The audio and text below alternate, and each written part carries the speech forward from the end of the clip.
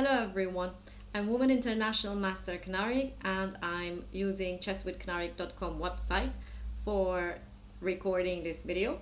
And on chesswithknarik.com website you can practice different puzzles with different difficulty levels. You can watch lessons, you can practice exercises by playing different positions against the computer. You can play games against the computer, against your friends, and you can play tournaments, also simultaneous events we have. And then there's the most important part, the schedule. On the schedule you can see the group webinars that we have scheduled with our different teachers titled chess teachers, and also you can book private lessons once a week for free, all for free on this website. Now let's see this position that we're going to analyze together today. We can say that both sides have 3 pawns, so it's a pawn end game. White has 3 pawns, black has 3 pawns, and white's pawn is a bit different on the queen side because that's a passed pawn that white has. On the other hand, black has the majority on the king side. Okay, so usually having a pawn that is separate like this can be good and can be bad. Let's say it can be bad because black can capture it because it's an isolated pawn, right?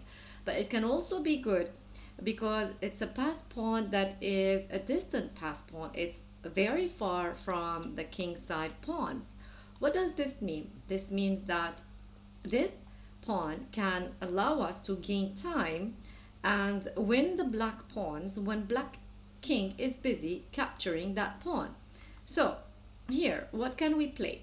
Okay, we could have played with our king, a move with our king to get closer to the pawns if we could. But there's no move here with my king that gets closer to the black pawns because I don't really need to move this pawn to make black go and capture it, because black really doesn't have any option. Black must move to that pawn and capture sooner or later. So I don't really need to move this pawn. If I could get closer to the black pawns that without moving this pawn, then I would. But in this position, I can't really get any closer to the black pawns. So what I can do is I can give black a reason to move away. So I can push my pawn. If right now the black king does not move to the b6 square, then we will just be able to push the pawn and promote on our next turn. So here black must waste a move with the king and move to b6. Now let's see. Now we do have the chance to get closer to the black pawns, and that's what we do. We don't waste another move pushing this pawn to make black capture it, because anyway black is going to waste the move to capture that pawn. So here we try to get closer to the pawns. How can I do that? Since the black king moved away, I can find a way to move from d5 and then move to e6 and then start capturing the black pawns. Now let's see. What can black play in this time? Let's say black is gonna have to capture our pawn because the king cannot come to the defense of the king side pawns if this a6 pawn is still there. So sooner or later it must be captured, so black is capturing it. Now we can move to e6 and start capturing the black pawns. Now black's only hope probably is try to trade these pawns and try to make this a draw. So if black wants to try to trade the pawns, okay, pushing the pawn on f5 is to f5 is not gonna help, because what can white play here? White can play king to f6, and white will be able to capture first the pawn on g6 and then the remaining pawns without any problems at all. So going back, pushing the f pawn is not helping. Maybe black can try to push then the g pawn.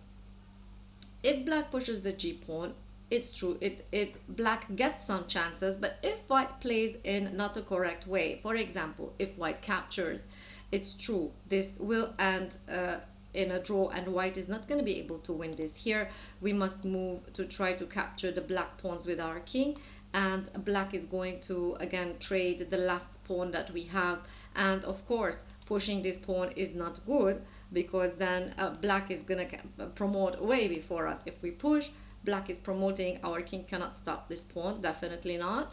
Let's go back. So our only choice here would be capturing. Even capture here with the king is going to lose because black is going to capture and promote. So here we can say that capture is the best move for white. Black is going to capture back, and white will have to go and capture that last pawn, and it will be a draw. So, but going back, let's see, what else could black try here? Of course, trying to move the king closer was going to be useless because one by one we were going to capture the pawns, and with 2 extra pawns, that's going to be too easy for us to win. So we were looking at this move. We said that if in this position white is capturing the pawn, then yes, black is able to draw. But luckily, capturing is not forced in chess, so we don't really have to capture here. Instead, we can capture the pawn that's on f6. And here, what will black play? If black pushes the pawn, it's fine. For white, we can just move to the g5 square or g6 and then capture both black pawns. Capturing both pawns is going to be very easy for us to win. And what if black captures on h4? We capture back, and here, let's see. Okay, the black king is going to try to get closer.